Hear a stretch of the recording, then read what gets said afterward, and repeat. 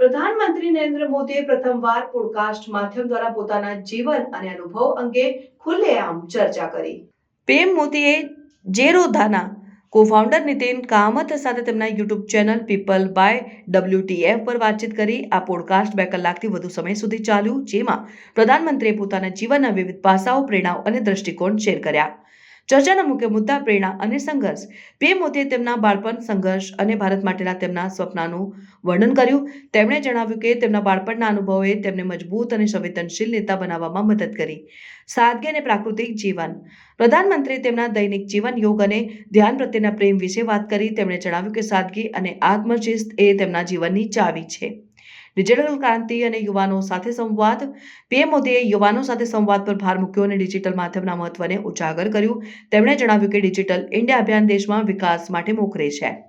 આ પ્રથમવાર હતું જ્યારે પ્રધાનમંત્રી નરેન્દ્ર મોદીએ પોડકાસ્ટ માધ્યમને પસંદ કર્યું, જે તેમના નેતૃત્વ શૈલીની નવી ઝલક પ્રદાન કરે છે.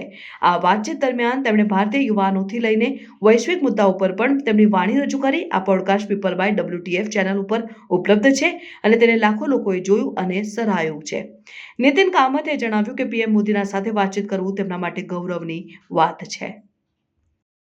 लाल किले से तो कहा था कि देश को 1 लाख ऐसे नौजवानों की जरूरत है जो राजनीति में आए, और मैं मानता हूं कि लेना पाना बनना ये अगर मकसद है तो उसका आयुष्य बहुत लंबा नहीं है जी।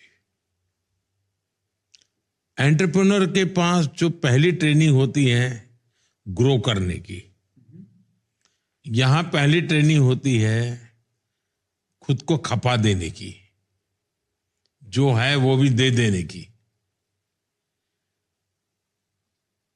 वहां पर मेरी कंपनी या मेरा प्रोफेशन उसकी नंबर 1 कैसे बने, यहां होता है नेशन फर्स्ट। ये बहुत बड़ा फर्क होता है, और समाज भी नेशन फर्स्ट की सोच वाले व्यक्ति को ही स्वीकार करता है।